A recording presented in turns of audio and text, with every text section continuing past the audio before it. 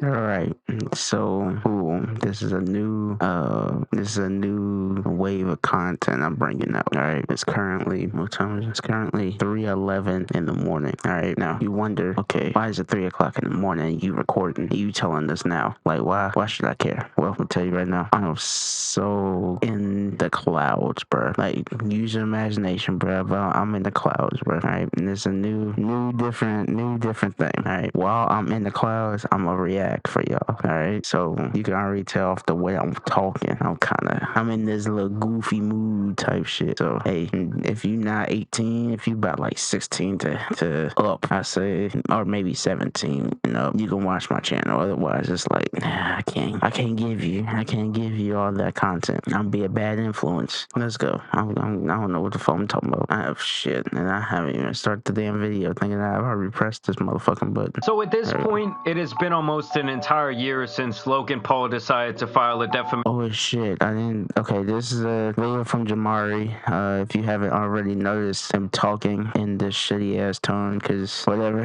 Jamari he doesn't have a shitty ass tone. It's just the shit I'm working with make him sound like he 20 minutes in the past trying to make this video. Anyway, the title Logan Paul is a horrible. Logan Paul is horrible, not is a horrible, but he is horrible. And then there's leaked messages.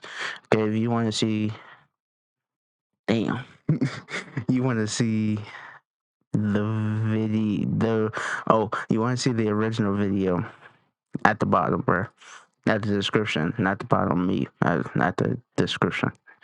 Anyway, but Lawsuit against CoffeeZilla. This, of course, all stemmed from Coffee's coverage of Logan's CryptoZoo fiasco all the way back at the end of 2022. For those of you who might not remember, Coffee was the catalyst to shine light on what appeared at the time to be an abandoned project that Logan was promoting relentlessly the year prior. For the last 6 months, I've been working on my own NFT project that I believe is going to change the game. I think there needs to be a fresh take, and this project that I have is that fresh take. September 1st, CryptoZoo.co.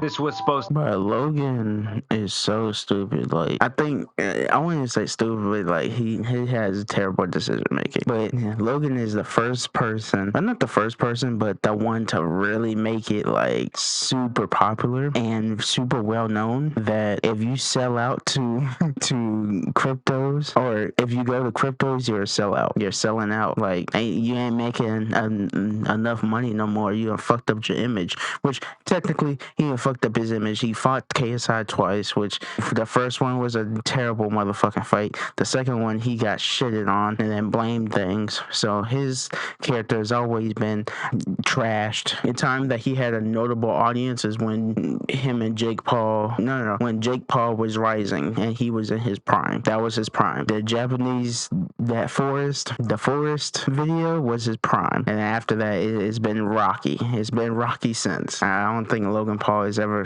going to finally recover. Be a crypto NFT based game that would allow investors to collect tokens, buy and hatch virtual eggs, and overall was supposed to bring this unique trading card-esque utility to a space that was on fire at the time. Like we are a game first. Yeah. The token was built as a utility in the game. No one even knows what it is. Now, of course, this did not pan out at all. The project was not very functional upon launch. He promises the world a fun blockchain game that earns you money, and he did nothing, and the project was left abandoned. And many investors felt left in the dark as Logan had seemingly moved on to his next shiny toy, 99 Originals. We launched Originals, 99 Originals, the project I mentioned, and the project that I've been working on for 9 months. Traveled the world, took a bunch of Polaroids, minted them as NFTs. The buyer gets the original one-on-one Polaroid, forming the Originals DAO. It's going to be a community with a community treasury that can vote what to do with the funds. And it's been amazing. The first one sold for, I think, $60K. The next one was $100K. Of course, Coffee then drops his 3-part series, and he exposes Logan and really the entire team of shady people he had assembled to spearhead this venture. Now, in the end, most of the blame was actually put on the main 2 developers, Eduardo Ibanez and Jake Greenbaum, both of which are believed to have profited millions of dollars from their manipulation of the project. But of course, with Logan being the big name in the room, all these videos were really marketed around him. But now I'm in a place where I actually do have to thank him for shining light on this. He just messed up by pointing the finger 100% at me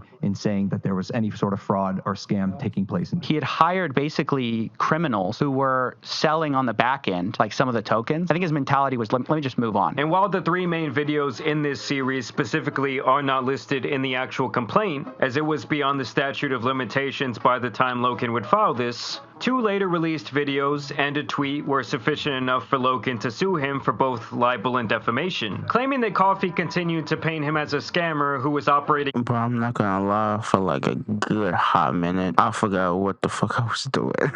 Like, I'm sitting there recording to the, what the fuck? I'm over here, like, looking at the video, I'm just looking at the video, and then the backdrop of, like, the white dots, like, flowing up from the screen or down. I couldn't see. I was trying to figure it out, and then there's shit popping up on the screen in like the middle of it, and I was trying to figure out if the dots were moving up or the dots were moving down. See. Both libel and defamation. Videos and a tweet were sufficient enough for Logan to sue him for both libel and. But like it goes like, I don't know, whatever, bro.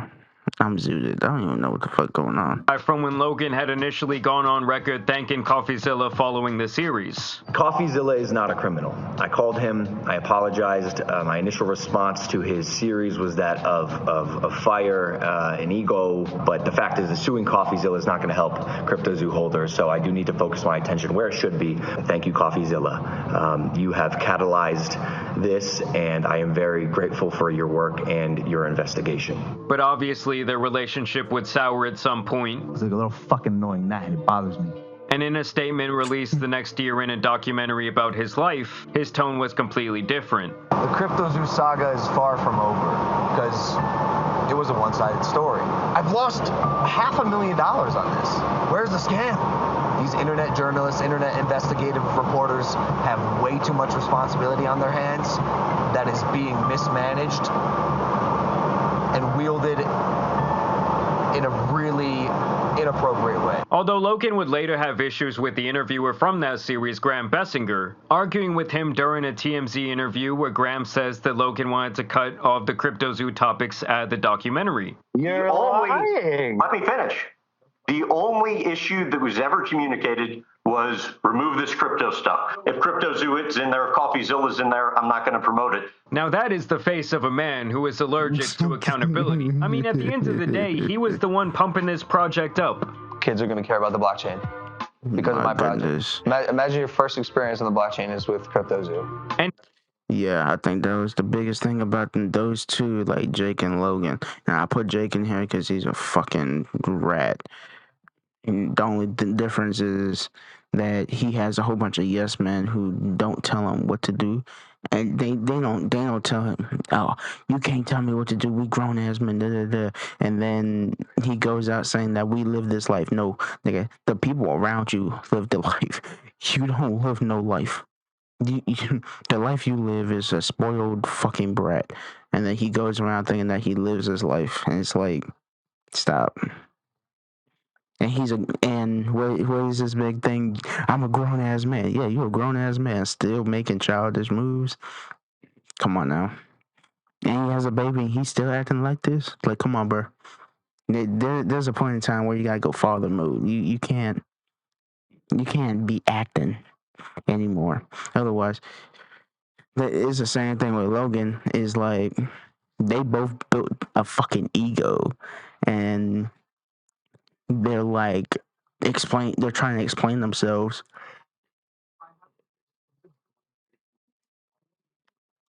to people who are on YouTube, and it's like, do you understand what I had? Do you understand what I had? Yeah, what you had. I understand what they have, and you don't have anymore. You don't have that power anymore. You lost that power. Logan has lost that power a long time ago. The power to have stands, the power to have, you know, the normal YouTube thing without the Minecraft scenes. We have, like, YouTubers, you can tell, YouTubers have some type of holding or some type of power, right? And when these people get massive, like, for instance, like Speed or Logan once was, Jake once was, don't even say Jake is now in a specific niche. Wannabe gangster boys. But his specific niche, he's up. Like, those people have some power now in certain things. Logan, like I said, once had that. He once had that. He lost it. And the fact that he thinks he's still cultivating to the younger audience, he'd be like, man, that shit was tiring. But that gave you the most shit, the things that everybody knows you of. But you don't do that anymore. Now you're going into the teenage demographic, and teenage demographic is way smarter than the demographic you once had. They can cultivate and get the very big stories, and if you came out and was like, yeah, that story was fake to hook y'all guys, I got trolled, y'all got pranked, everybody like, man, I got pranked, and then keep going. That's the demographic he had. The demographic that he wants to have now is the grown-up version, where people are noticing that shit and they're like, nigga, you a terrible person. Like, the fact that we gave you a view as a click or a subscriber because of this, is like, no, you're a weirdo. So he doesn't have the fan base that he had, and he wants to try to make up a fan base that's not there. They're not admitting one to go fucking watch this movie. They already seen this movie multiple times. They're just gonna walk around your movie, stupid ass.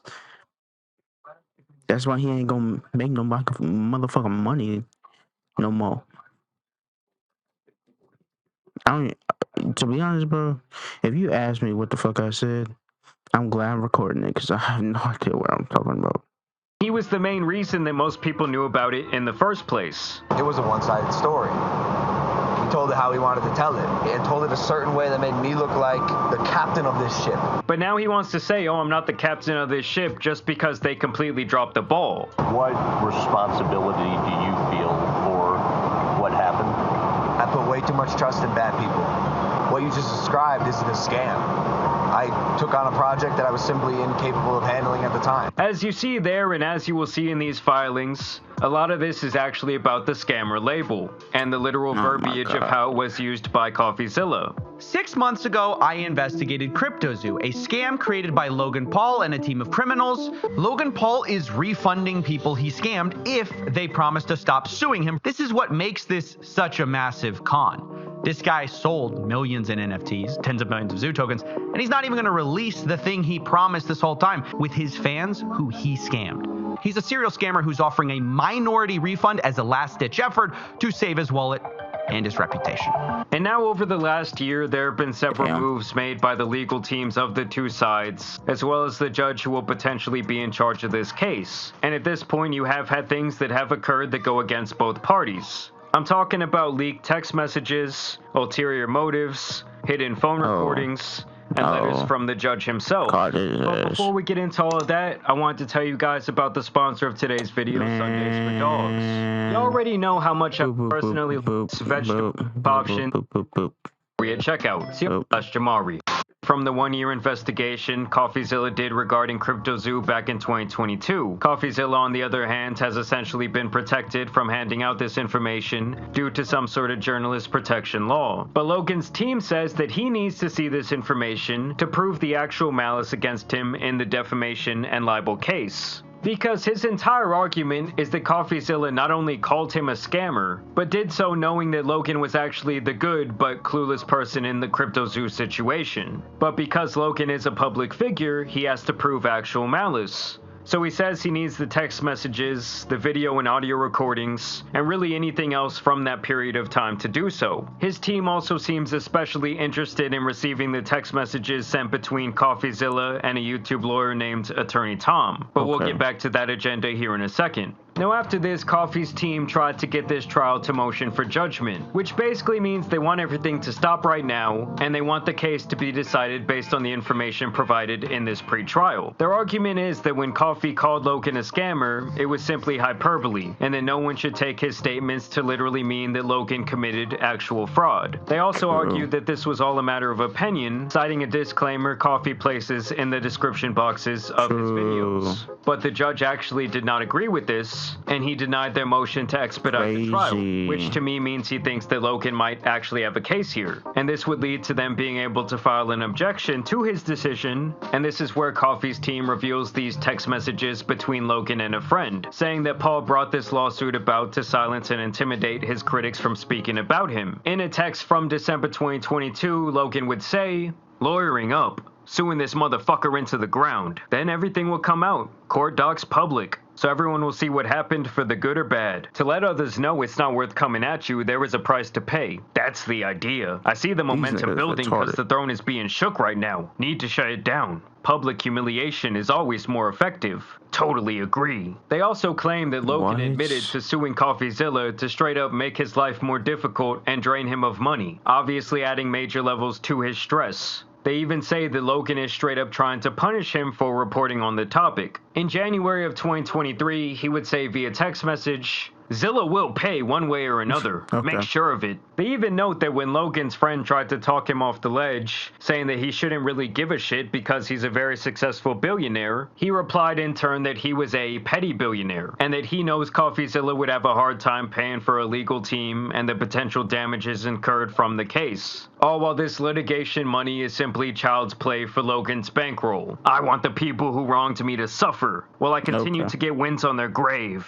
I mean, goddamn, this sounds like he thinks he's in an anime or some shit. I mean, based on these texts, it's hard for me not to conclude that he is looking for revenge on those who threw dirt on his name. I should note here that Logan has also sued the two guys, Eduardo and Jake, for the CryptoZoo failure. I mean, obviously I was surprised at this CoffeeZilla lawsuit from the start, but now we are seeing that there might be an ulterior motive beyond the pettiness. Because in their rebuttal, Coffey's team speculates that Logan is only doing this lawsuit against him as some sort of 4D chess move to help defend himself in a class action lawsuit he is currently facing over the same CryptoZoo project. That is where this guy, Attorney Tom, really comes into play, as he is the lawyer who is spearheading that class action lawsuit. So now they want to see all of him and Coffey's communication, like what were these guys really saying? Because in getting all of the information for one case, he would essentially be getting a lot of the information for the other, as he has admitted that he learned a lot about what happened due to Steven's coverage of the topic, things he himself being directly involved did not know. I found out things watching his series.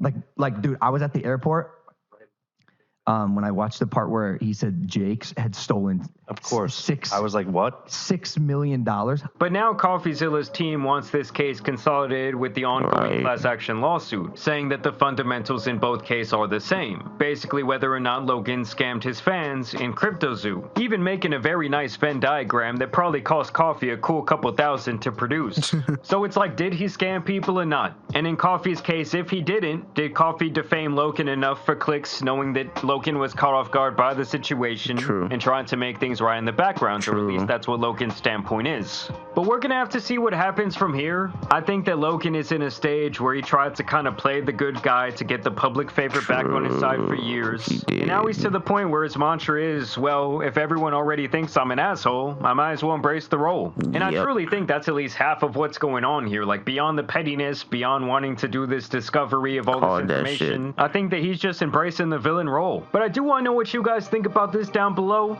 I also want to thank you guys for watching today's video and dropping a like and subscribing. But as you guys know, it's been your boy the Tan Superman, and some other crazy lawsuits out here need to be covered, so I'm out.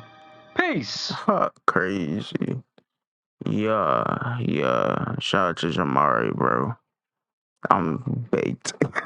I'm baked, dog. I'm gone.